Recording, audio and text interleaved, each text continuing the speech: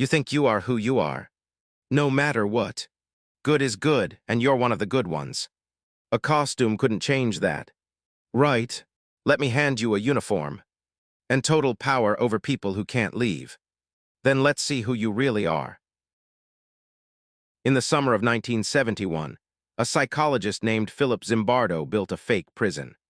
Not in a real jail. In the basement of a university building. He gathered around 24 young men. College students, tested and screened to be healthy, normal, and ordinary. No criminals.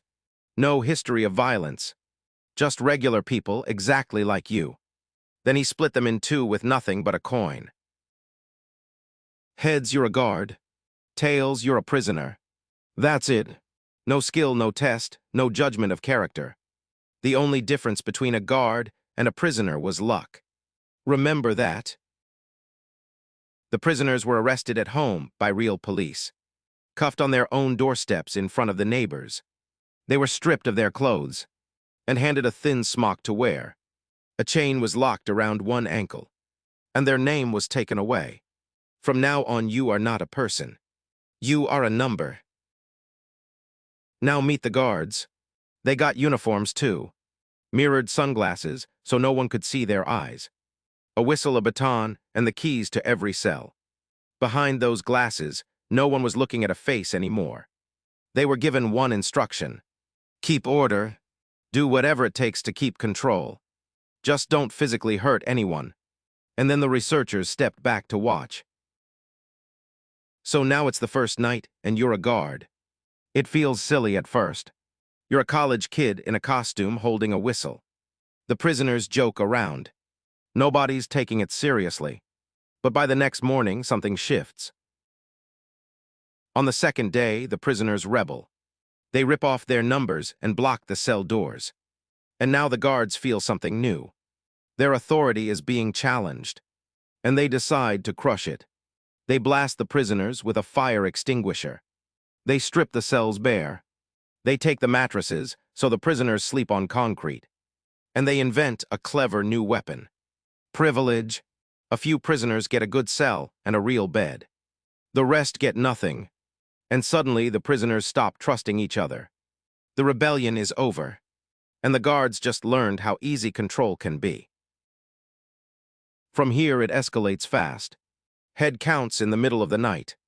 Endless push-ups as punishment. Cleaning toilets with bare hands. Small petty humiliations, over and over. In a dark closet they called the hole. Step out of line, and you'd be locked in the dark alone. None of this was in the rules. The guards invented all of it themselves. And the prisoners, they started to break. One prisoner cracked in less than 36 hours. Crying, screaming, shaking with rage and panic. Healthy young men falling apart in days. And here's the strangest part of all. They could have left. It was a study, not a real prison. They had volunteered, and they could quit any time. But almost no one did. They had forgotten they were free. The role had become more real than the truth. There's one moment that shows just how deep it went. A few days in, the prisoners were brought before a parole board. And they begged to be let out. Some were even offered a simple deal. Give up the money you were promised, and you can go home right now. Several said yes instantly.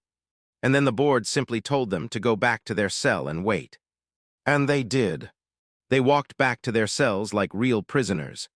Not one of them just stood up and walked out the door. In their minds, only the parole board could set them free. The fake prison had become the only reality that counted. So why does this happen?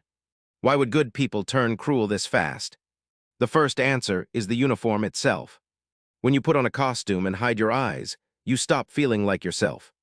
You become anonymous. And anonymous people do things they never would as themselves. Psychologists call this deindividuation. You stop being a person and start being a role.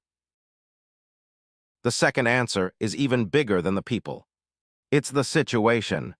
We love to believe that cruelty comes from cruel people. A few bad apples and the rest of us are fine. But this study suggested something much scarier. Put good apples in a bad barrel and the barrel wins. Give ordinary people total power and zero accountability. And tell them the people below them don't really count. And a frightening number of them will turn cruel. Not because they were monsters, but because the situation gave them permission. And the person running it all, even he got swept up in it. He stopped acting like a scientist studying a prison, and started acting like a warden protecting his. The man watching for danger had become part of it. So who finally stopped it? Not the guards, not the man in charge. It took one outsider walking in with fresh eyes. Someone who hadn't slowly gotten used to the cruelty. She looked at the chains and the broken men and was horrified. And she said what no one inside could say anymore.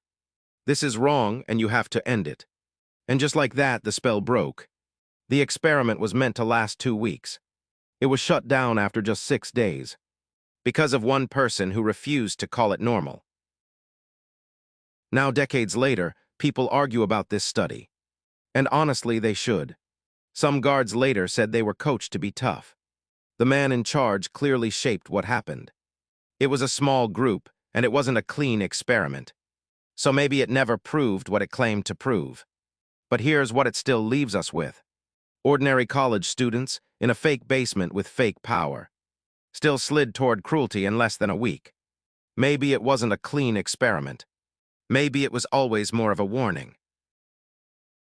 And the warning didn't stay in a basement in 1971. Decades later, in a real military prison, it happened for real. Ordinary soldiers, given power over prisoners, did horrifying things. And afterward, they said the same thing the students could have said. That's just what the situation turned them into. So let's go back to the coin. It's about to decide who you are for the next 2 weeks. If it lands heads, you get the uniform and the keys. And you want to believe you'd stay kind. That you'd be the one good guard who never crossed the line. Every guard in that basement probably believed that too. And if it lands tails, you get the smock and the chain. And you want to believe you'd resist to the very end. That you'd never forget you were free to walk out. Every prisoner who broke down believed that too. So here's my real question for you.